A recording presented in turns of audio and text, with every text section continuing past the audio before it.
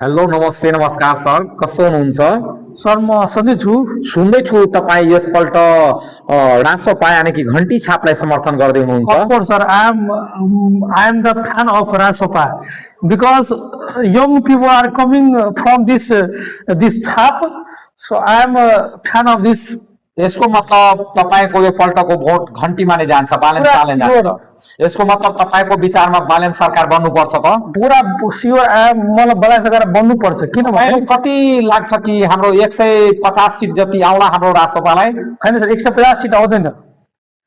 हाम्रो रासपालाई 129 सिट आउँछ। 29 जति आउँछ 129 सिट आउँछ र किनभने 119 सिट आउनुको कारण के हो भने यसमा हक सम्पादनले भूमिका खेलेको छ कि हजुर र किनभने धेरै जनताले हक सम्पादन पनि मन पराइरहेको छ।